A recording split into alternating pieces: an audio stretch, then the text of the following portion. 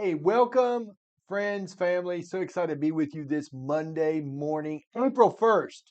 That is National Atheist Day. So, April 1st, so glad to be here with you. And I want to say this is our first time videoing from our video room here at the 1400 Neal Street Elevate office. Guys, this week we are reading through this quarter, we are reading through as a team the John Maxwell book, 17 Irrefutable Laws of Teamwork. 17 Irrefutable Laws of Teamwork. And so I want to just start today by saying how grateful I am for a team. About a quarter ago, me and Lucas McCoy started talking about the need for a video room. And we wanted to have something good. We wanted to upgrade what we were doing so that we can deliver a fuller, better experience to anybody, our audience out there. And so Lucas and I partnered with Champion Buckler. Champion Buckler's an incredibly intelligent young man, probably 22, 23 years old. I've had the privilege of knowing Champion now for at least 2, maybe 3 years. Great guy. And has a gift. He does, I would say 85, 90% of all of our photography. And he does a great job. Has drone. He just really sensitive and good with people that he works for. Does a great job. Always super thankful for Champion, always proud to send him out on any job. And so we said, "Hey, Champion, could you help us with this?" And this man looked around. He got some things together. Kind of asked, "What's your budget?" And probably less than 90 days and less than $5,000 later, here we are. So grateful to be here. Thank you, Champion. You can see me out there. Thank you for what you're doing. Also, Krista Gooch, she did a great job with the. If you're seeing backdrop stuff back here, that's Krista. She helped with a lot of that as well, painted the back wall. So there's a lot that goes into it. Gosh, I would have never known. I thought, just give me a video room. But there's a lot that goes into it. And that's what we want to talk about today. Today, we're going to be talking about the 17 irrefutable laws of teamwork. And I want you to understand the value of a team. So, John Maxwell put some really good things in here when he talks about the value of a team. I'm just going to read a few of these to you now. Teams involve more people, thus affording more resources, ideas, and energy than would an individual. If I thought I could do it all by myself and could think up all the ideas and that I'm just smart enough to do everything alone, something's wrong with me. When you're a part of a team, you have more ideas, more energy, more resources. To tell the truth, I just want to go back to Champion. When I spoke to Champion about helping with a video room, I didn't have a clue what to do, but I trusted Champion. And again, he came through in spades. Less than 90 days, he put together a great outfit with lighting, cameras, computer system, speakers, all these things that I wouldn't know about. So again, the value of being able to have a team and partner with good people is the value of these things getting done that maybe I wouldn't have the ability to do on my own. Secondly, teams maximize the leader's potential and minimize her weaknesses. Strengths and weaknesses are more exposed in an individual. So if you'd have tasked me with doing all this would have never got done so well.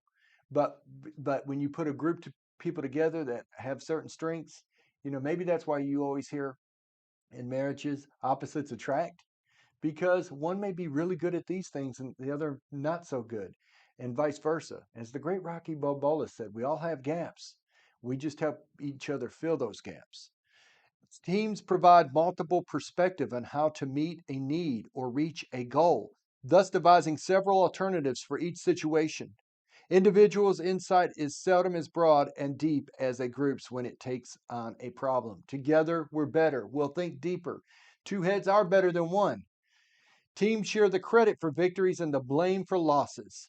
This fosters genuine humility and authentic community. And Lord knows we need that today more than ever. Individuals take credit and blame alone. This fosters pride and sometimes a sense of failure.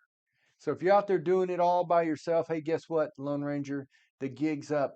We're better together. You're not going to excel on your own. It takes teamwork to make the dream work.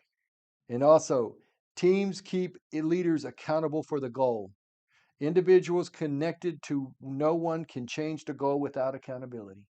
So if I set a high goal to accomplish something and I don't have a team supporting or holding me accountable, encouraging me to do that, then guess what? I can just say, well, I'll worry about it next week. I'll do it next week, and just procrastinate it away. But when you have team and accountability, you're going to stretch further. You're going to go further because you're going to want to hit those goals, and your team's going to help hold you accountable and encourage you to do those things.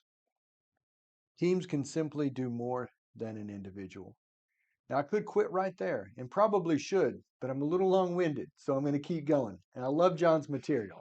John said that why do we stand alone? So, what keeps people from joining teams? Ego. Whoa, ego. We got to let go of the ego to go to the next level. Really, I think some of the best sports, some of the best athletes, some of the best in their industry had to let go of their ego to get there. Why do I say that? They had to be coachable.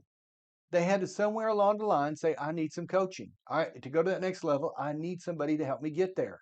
So you kind of got to let go of your ego if you're going to go further in life than just yourself. And I had a big experience with that when I first got born again, August the 8th of 1998. Within a year's time, the Lord sent me to South Carolina, Walla Halla. There I was a part of a missionary school. And at that missionary school, Faith Centered Church, they began to train and teach me in the things of the Lord. I do not know why, folks, but when I went there, I thought I knew everything. I actually thought I was a God's gift. And so there I am on the putting out a cigarette, one of my last cigarettes right there on the parking lot when I arrive. And I go in there and I think they're going to love me. And you know what? They did love me, but not like I thought they were going to love me.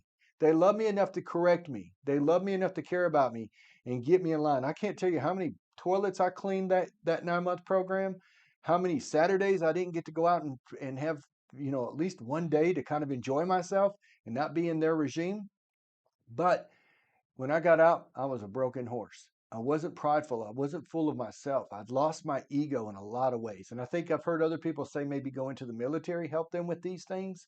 But we need to be broken so that we can be used. And that means we got to let go of our ego. I can't be the biggest person around and and really support the value of a team if I think it's got to be all about me. It shouldn't be that way. So we got to let go of our ego. Number two is insecurity, right? Sometimes people just don't feel great worth. They don't feel like they're good enough to be a part of a team or a part of. But the good thing is if you're a part of the right team, they're gonna encourage you. They're gonna lift you. They're gonna help you find your value and help you. And even if it don't work for you, even like my good friend Champion, I'll never forget the day he was polite enough to call me upstairs. He had 3 or 4 contracts pending, and he came in, did a really good job the first 4 or 5 months. But he was kind enough to call me upstairs. He said, "Look, Elijah, the sales part ain't for me. I don't really enjoy it. I go find what the people are looking for, and then they change their mind, want something else." So I couldn't tell you how much respect I had for Champion being secure enough to know himself well enough to know what he was good at and what he wasn't. So he let go of the sales, but he said, "Man, I'd still love to take pictures and still love to be a part of the team. I just can't. I don't want to be in that function."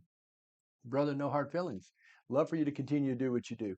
And that's why we're here today, because he was secure enough to know what he was good at and focus on it so he could grow it. And who knows what the future has for Champion. But we do know that insecure people have a hard time being attracted to a team because sometimes their self worth is too low. And so we need to value ourselves in order to value other people. And then number three is just naive, right?